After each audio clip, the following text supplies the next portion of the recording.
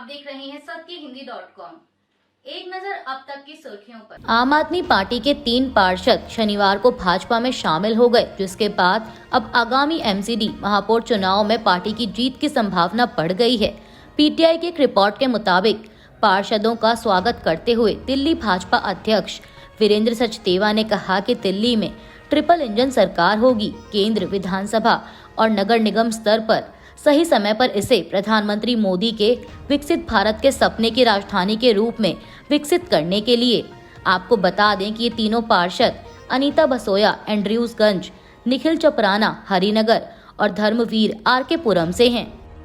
दिल्ली के पूर्व मुख्यमंत्री अरविंद केजरीवाल के पूर्व आवास 6 फ्लैगस्टाफ रोड स्थित बंगले के विस्तार के लिए संपत्तियों के कथित विलय और इसके अंदरूनी हिस्सों पर किए गए खर्च की सीवीसी द्वारा जांच के आदेश दिए गए हैं।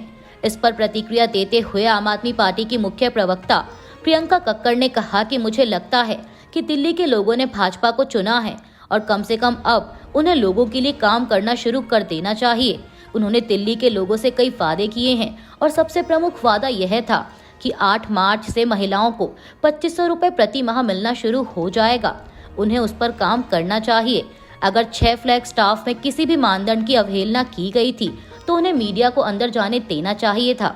उन्होंने ऐसा नहीं किया क्योंकि वे जानते थे कि अगर मीडिया अंदर जाता तो वे देख पाते कि कोई स्विमिंग पूल, गोल्डन टॉयलेट या मिनी बार नहीं है। समाजवादी पार्टी प्रमुख अखिलेश यादव ने शुक्रवार को कहा कि संसद में पेश किया गया वक्फ संशोधन विधेयक 2024 लोगों का ध्यान मुख्य मुद्दों से भटकाने और उन्हें अनावश्यक बहस में उलझाने तथा अर्थव्यवस्था को बढ़ावा देने में सरकार की विफलता को छुपाने की भाजपा नीति केंद्र सरकार की चाल है। आपको बता दें कि वक्फ संशोधन विधेयक पर संयुक्त संसदीय समिति की गुरुवार को रिपोर्ट संसद के दोनों सदनों में पेश की गई थी, जिस पर विपक्ष ने खूब जमकर हंगामा किया और रिपोर्ट में से विपक्षी सदस्यों द्वारा दिए गए असहमति नोट्स हटाने का भी आरोप लगाया था। वहीं अब लोकसभा अध्यक्ष ने विपक्ष की मांग के अनुसार असहमति नोट को पूरी तरह प्रस्तुत करने की अनुमति दी और केंद्रीय गृह मंत्री अमित शाह ने कहा कि भाजपा को इस पर कोई आपत्ति नहीं है। आम आदमी पार्टी सांसद संजय सिंह ने आरोप लगाया कि पार्टी नेता सत्येंद्र जैन के खिलाफ मुकदमा चलाने के लिए राष्ट्रपति से मंजूरी के लिए सरकार का अनुरोध एक राजनीतिक साजिश है, जिसका उद्देश्य आम आदमी पार्टी को कमजोर करना है।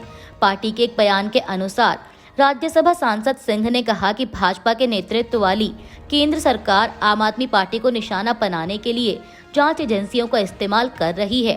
पीटीआई के मुताबिक सूत्रों ने शुक्रवार को बताया कि केंद्रीय गृह मंत्रालय ने ईडी द्वारा जांच किए जा रहे धन शोधन के मामले में दिल्ली के पूर्व मंत्री सत्येंद्र जैन के खिलाफ मुकदमा चलाने की मंजूरी के लिए राष्ट्रपति से अनुरोध किया है।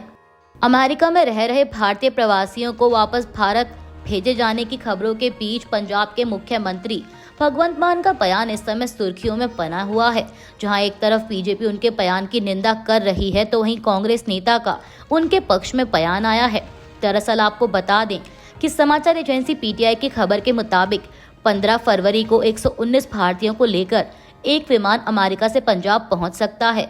इस पर पत्रकारों से बात करते हुए भगवंत मान ने कहा था कि अब कह रहे हैं कि 119 में से 67 पंजाब के हैं, तो इसलिए विमान को अमृतसर उतारेंगे। तो फिर पहली बार अहमदाबाद क्यों नहीं उतारा? क्योंकि पहली खेप में तो 33 लोग गुजरात के थे, 33 हरियाणा के थे, तो फिर अम्बाला क्यों नहीं उतारा? जब फ्रांस से रफाल आता है तो उसको तुम अम्बाला में उतारते हो, हमें बच्चा समझते हो क्या? ये पंजाब को बदनाम करने की बीजेपी की साजिश है और हमेशा रहती है। भगवंत मान के इसी बयान पर पंजाब भाजपा का कहना है कि जो लोग अमेरिका से डिपोर्ट होकर आ रहे हैं उनमें ज्यादातर पंजाब के हैं। पंजाब भाजपा के महासचिव अनिल सरीन ने कहा कि जो लोग डिपोर्ट होकर भारत आ रहे हैं इसमें कोई दो राय नहीं है कि उसमें अधिकतर पंजाब के हैं।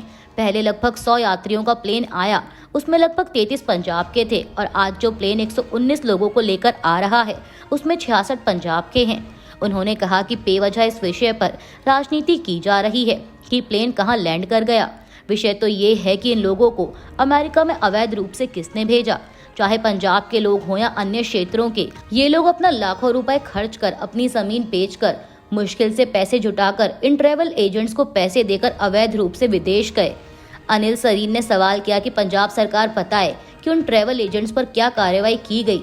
जो 33 लोग पहले वापस आए वो किन ट्रैवल एजेंट्स के माध्यम से गए थे, इसके ऊपर अब तक क्या कार्रवाई की गई, ये पंजाब सरकार बताए। जिस तरह की भाषा पंजाब के मुख्यमंत्री ने प्रधानमंत्री जी के लिए इस्तेमाल की, मैं उसकी कड़ी निंदा करता हूँ। पंजाब के मुख्यमंत्री भगवंत मान के बयान पर कांग्रेस सांसद मनीष तिवारी ने कहा कि बुनियादी बात यह है कि जो लोग अमेरिका गए थे, चाहे वो पंजाब से थे या गुजरात से या फिर हरियाणा से, वो सभी आर्थिक मौके के लिए अमेरिका गए थे। भगवंत मान की बात बिल्कुल सही है कि उनको पंजाब में क्यों लाया जा रहा है। यह विमान दिल्ली में भी लैंड कर सकता था। कांग्रेस नेता ने पूछा कि आप क्या संदेश देना चाह रहे हैं। आप यह संदेश देना चाहते हैं कि जो लोग बाहर जाते हैं वो सिर्फ पंजाब से जाते हैं। दिल्ली पुलिस ने शनिवार को यहां राउस एवेन्यू कोर्ट को सूचित किया कि वह आम आदमी पार्टी नेता नरेश बालियान के खिलाफ मकोका के तहत दर्ज मामले में 24 फरवरी तक चार्जशीट दाखिल करेगी। पुलिस ने विशेष न्यायाधीश कावेरी पावेजा को सूचित किया कि मामले में सह आरोपी रोहित उर्फ अन्ना और सचिन चिकारा के खिलाफ जांच लगभग पूरी हो चुकी है और वह उनके खिलाफ अपनी अंतिम रिपोर्ट दाखिल करेगी। वहीं अदालत ने एक अन्य सह आरोपी ऋतिक उर्फ पीटर के खिलाफ पूरक चार्जशीट पर संज्ञान लेने के लिए 24 फरवरी तक आदेश सुरक्षित रखा है। प्रधानमंत्री नरेंद्र मोदी के अमेरिकी दौरे के दौरान भारत अमेरिका के बीच रक्षा समझौते को लेकर हुई चर्चा को army chief general Upendra Dwivedi ने खुशखबरी बताया है। मीडिया रिपोर्ट्स के मुताबिक उन्होंने कहा कि डिफेंस को लेकर जो घोषणा हुई है उसमें यह बहुत अच्छी खुशखबरी है कि इसमें 10 साल का प्लान बनेगा। हम साथ मिलकर जो उत्पादन करेंगे उससे हमारी डिफेंस इंडस्ट्री और भारतीय सेना को बहुत फायदा होगा। हमारी आत्मनिर्भरता को बढ़ावा मिलेगा।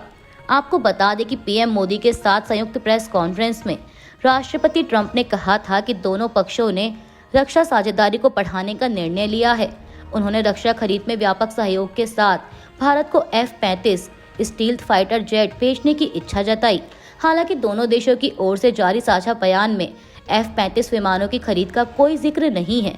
गजा युद्ध विराम समझौते को लेकर पूरे हफ्ते चली असमंजस की स्थिति के बाद हमास ने इसराइल के 3 बंधकों को रिहा कर दिया है।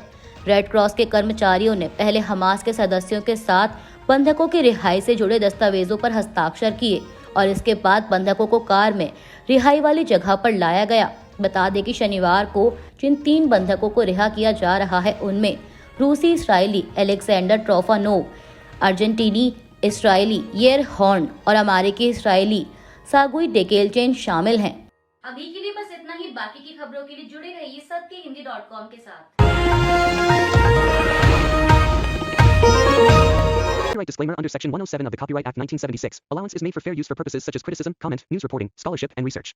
Fair use is a use permitted by copyright statute that might otherwise be infringing.